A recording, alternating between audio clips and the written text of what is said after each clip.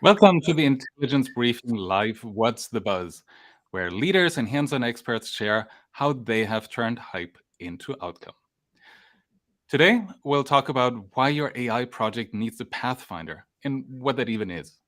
And who better to talk to about it than someone who's been championing that term for quite a while? Vijay Yadav. Hey Vijay, thank you so much for joining. Thank you, Andreas. Happy to be here. Perfect, wonderful. Why don't you tell us a little bit about yourself, who you are and what you do?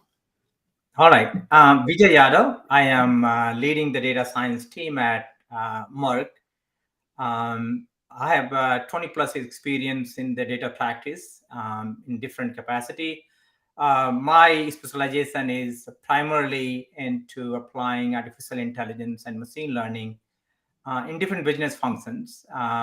And some of the solutions I led implement, some of them definitely have been successful, some of them not so successful, and some of them, utter failure. And, going through that journey, I think that there's a quite an amount of learning, and I'm happy to be here to share some of my learning with your audience. That's So I'm awesome. excited. Perfect. Thank you so much. And I must say, it takes a lot of confidence to say, there are things that have been somewhat successful and others that might not have been successful or not successful at all, right? We all love to talk about the successes, so I commend you for that. And thanks for being so open and sharing your learnings with us. Absolutely. That's wonderful.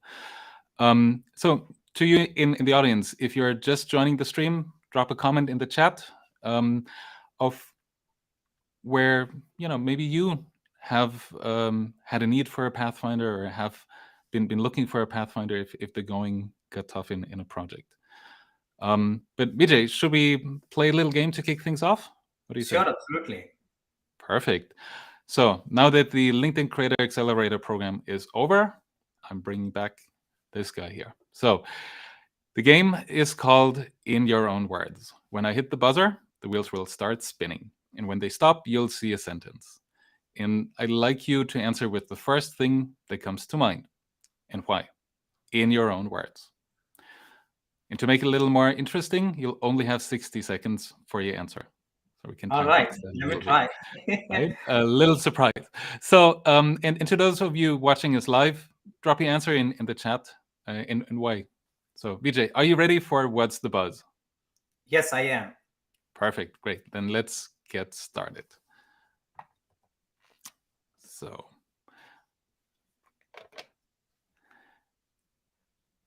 let's see here. If AI were a book, what would it be? 60 seconds? Go. All right. If AI were a book, what would it be? I would say AI cannot replace the human empathy. And the reason being is that, no matter how much we, make AI intelligent, the human empathy is something that is comes in the value that we have in ourselves, right? So anytime a decision is being made, um, the human empathy is part of that decision making process, and it's critically important. You can call it ethical side or other way around, but I think AI definitely cannot replace the human empathy, and that's a critical piece that I think going forward is important to keep in mind. Hopefully that Yeah. answered that question. Perfect. Sounds great. So, with the icebreaker out of the way, let's move to the real meat of our session. Sure. Perfect. So, I heard you say, some things have worked really well, some have been more challenging, and others you run into more challenges. So, I'm really curious, what have you seen be the most common challenge when you've run an AI project? Yeah, I think that's a critical question. So I would say, and is that the impact of the AI projects on people. So let's understand what happens in the real world, right? So anytime we implement AI solution, um, it is going to change the way people are working. or the way they can perceive it as a threat. So how do we handle that? And if that is not really taken into account, and I cannot emphasize enough how important that element is, that you got to be able to understand the impact of AI projects and manage it well right from the beginning, right? So think about, so basically is what I'm talking about is the change management around the people. Now, you normally a project, what I've seen is that is not even a factor to start with, right? We're just excited about the AI project, let's go and implement it. And that resistance from change, right? When that many people are getting impacted. And so how do we influence that element of that risk? And it is goes beyond an individual like me or anybody who's leading the project. It goes beyond the sphere of influence that we have on those people. So how do we extend that influence, sphere of influence, taking my extension, and that's what I call a pathfinder. Those are the people who basically extend the sphere of influence. So the key challenge that you're trying to do is that how do we manage the change around impact of AI projects on people? And it is normally underestimated, but to me, I think that is a very critical factor to take care of that. Thanks for sharing. So what types of issues or challenges do you see when it comes to change, and to your point, where Pathfinder can help? Yeah, so think about when somebody is getting changed, we're changing their ways of working. Resistance to change is really the key, right? Sometimes they might get threatened by how their skill set is getting challenged, right? AI system is recommending something, a decision making process, right? All throughout the life, humans have made the decisions on whatever the business decision they're taking. Now that is getting challenged by the AI project. So most likely the challenge would be, will they adopt it?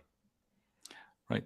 Think about the end of the day, AI project is going to deliver the value. If it is not getting adopted, then there's no value to basically drive, right? As simple as that, right? So will that be adopted? If you don't take care of that element of that, so how do we convince people that it is how it's going to help them in their life, whatever they're trying to do, or what outcome is going to drive in as part of the solution, right? So I think influencing them and getting their buy-in, the user of the system or the senior leaders, right? And I can tell you that sometimes when AI projects impacting downstream, the senior leaders are impacted by that as well, right? So that element. So I think those are some of the challenges that comes into the play. Perfect. Thanks for sharing. Now, what I find really interesting and why I'm so excited to have you on today is that you are a data science manager, you are a practitioner, and typically I feel, we as people in the technology space, we get so excited about technology and everything that it enables us to do, that we a lot of times lose focus of why we're actually doing it, right? And so I feel if we just focus on technology so much, these types of initiatives or projects are usually doomed to fail. So I think you already touched on that people aspect quite a bit. But I'm wondering two things. One is, if you're in the audience and you have a question, now is a good time to put it in the chat while we have Vijay here. And the other one is, you've talked about Pathfinder as a way and as a person to help influence others and help them show the way and get that buy-in support. Where have you seen that be successful, and what's worked particularly well in that case? Yeah, sure. So let me touch base on the technology element that you talked about, right? So normally it is, we data people normally come with the technology background, most of us, right? So we are very excited and, everything we're thinking in the technology terms. But my experience tells me that technology is just very small part of that. I think the bigger piece is two things. Number one is the business outcome that you're trying to drive the solution, right? So rather than focusing on technology, got to be able to understand and define what business outcome it is going to drive. If you just cannot put your finger on the business outcome, you better don't do AI project. As simple as that. End of the day, if you're not driving the outcome, it's going to fail, and you're not going to get the credit for what you basically anticipated, right? It's critically important. The second element I would say is the people side. People make things happen. They can make it fail, and they can make it successful. As simple as that. Anybody else, anything else is a secondary factor. People are the one going to make it success or failure.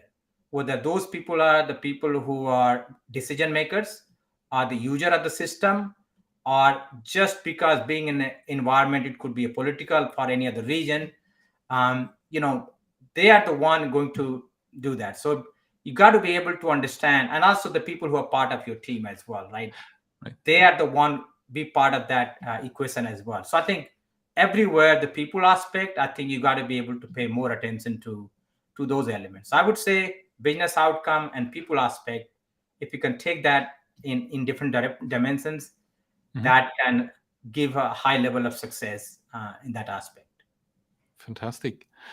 So, I mean, as leaders, we have already a certain positional power, if you will, in an organization. But also when we lead teams or we lead organizations or units, right? Not everybody in that team or in that organization has that same positional power. So how do you help your team members embrace that same spirit and go look for Pathfinders and sensitize them to collaborate and find the way, right, through that individual that can influence, even if they don't have that positional power, but they know the person that seems to be holding things up, or that has a stronger opinion that somebody else listens to. Absolutely. I mean, that's a really critical point, Andreas. So I would say that any organization has a formal structure, right? You start with the CEO, at the next level, and that's how the hierarchy is defined. But let me tell you, in the real world, there's a different organizational structure that's taking place. That is a very informal network of people who are kind of linked together. They listen to each other. That is when the real decisions are made, right? So, sometimes you feel like your decision is coming in the hierarchical structure, formally is defined, but in the real world, informally decision being made. And there's a need that is being made at different small group of people that are coming together basically to make that. So you got to be able to break in that network of people. If you understand that is where the influence is, as a leader, you should be able to break into that piece, maybe 1 or 2% who can be your voice in that decision-making bodies, right? We have a limited, I talked earlier, we have a limited influence in terms of how our circle is, right? How do we extend that? You need to find in that small informal network of people, you need to find the change agent, people who are passionate about data, people who are passionate about AI. If you can get that and you can break into that network, you have a big support there, right?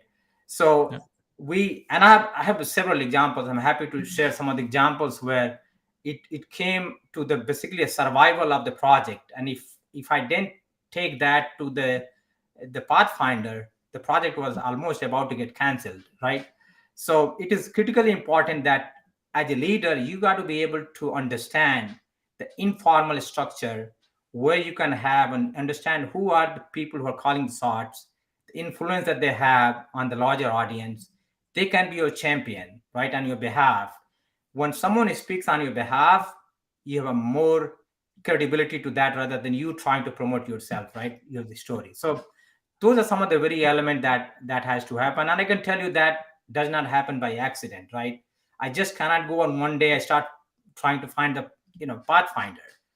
This is, as a leader, this is what you need to build as part of your network in any organization to be successful. It takes time, it takes investment basically to build that. And that is really, to me, the secret recipe to success when you're trying to make a change at that large scale. So it sounds like that's actually something you need to do on day one or from day one on as a leader to determine who are the Pathfinders, who are the people that have influence, or whose word carries a certain weight with others? Is that how you would see it, Neil? Yeah, absolutely. That's the point I'm trying to make. So you got to be, as a leader, you got to be right from the beginning. And I cannot take a project if I cannot find something. If I understand that I cannot have the influence, and I can tell you that I have yet to find a single project where I did which things went smooth and there was no resistance and there was no struggles to do that. I have yet to find. I have not done it, any of those, right? So I am literally anticipating that piece coming my way, and I'm prepared right from the beginning till the end that is goes into the piece. So I think you have to plan for it rather than try to figure things out when things are about to, hit the ceiling. So in a room full of people or virtual people, how do you make out who's the Pathfinder? What do they do? How even if you're not part of that group, what is it about them that helps you identify that there's somebody that you need to have on your side? A very critical question, and I can tell you I spend when I join any new organization, I think my 6 months time this is what I'm trying to find out, talking with the people, and you can really feel it just by the mindset. Someone, when you talk to, how passionate are they about the change, about the data, about the technology, right? Necessarily those people, the value that they're going to deliver, they are not the one directly responsible for the sponsorship or for your project, but they have someone who are passionate about that and they want to be part of the success. The very key thing is everybody wants success, right? If you can bring someone to be part of that and they have a bigger influence, they would love to be part of that, even though the project is not directly impacting them. Fantastic. I think, with the last few questions, we've also hit on what Jesse was asking. What are your best suggestions for gaining major buy-in from stakeholders? And Kala was asking how to deal with that one person that's a barrier to enterprise end-to-end AI solutions. I see there's one question from Mike that I would like to pick up here. And that is, with Pathfinder, is it good to focus on a central unified strategy to harmonize the team's vision? And do you think KPIs are a good measure for success towards this? So can you repeat the question? Sorry. Yes, sure. So is it good to focus on a central unified strategy to harmonize the team's vision? Yeah, so I think I would say the centralized, but also I will go where, the AI is something you can't take the big bang theory and implement to make the change, right? So I would be focused on where the value, the outcome, and the place where we can make the bigger impact, right? So you do want to have a bigger picture strategy in mind, but I think when we need to go and get the success, you want to focus where we can deliver the value, right? Other element is really as part of that, right? So think about why someone would be part of your journey as AI leader. What is in for them, right? Are you doing something that can make them successful, whatever the role they are in? So if you can pick up someone who is really a pathfinder, passionate about things, maybe you start a project for him or herself, and start small with that one and show the success. And once that person see the success, now they are your champion, right? So I think organically you want to go and working with the people, and you build your network of people who can be your influencer in the larger scale. Hopefully that I answered that question. Fantastic, thank you. But keeping an eye on the time, and we're coming up close to the end of the show. So Vijay, I was wondering if you could summarize the top 3 takeaways for our audience today. Number one takeaway I talked about earlier is the people. Please be focused on people. Understand people involvement in every part of that, whether they're part of your team or they're part of the business or part of the people, the users, or the decision maker. You got to be able to understand every stakeholder. So what I'm suggesting is the stakeholder analysis is really critical piece to do that. That's number one. They can make it fail or succeed depending upon how you handle it. Number two things would be, I would say that no AI project can succeed if you do not deliver the business outcome. Technology is just one piece of it. Business outcome is that's what it is basically is going to drive. And number three, I would say is that in the larger context, right? If you want AI project to be successful, a data leader, you want to be shaping the thinking of the people, right? How do we show them a success? When people see the success, that is one they basically get a buy-in. So I'm trying to see how can we change the culture, the shape of the people, shaping the thinking, digital mindset, what data can do for them, right? So I think the whole culture piece and awareness, seeding the value of data, showing the successes, and building the partnership and allyship, I think that would make AI initiatives successful. Awesome. Thank you so much for the wrap up. So folks, to you in the audience, this is actually the last episode of the year of What's the Buzz. I want to thank you for your viewership, for following me, for following What's the Buzz since April, since the first episode, for all your questions and engagement. Vijay, I want to thank you for being the last guest of the year to help us wrap up What's the Buzz, for all your experience and insights that you've just shared with us. I think there was an excellent session, and I hope you in the audience feel the same way. Thank you so much. I'm glad to be here and happy to share. Excellent. Again, thank you so much, and see you next time for another round of the Intelligence Briefing Live. What's the Buzz? Bye-bye.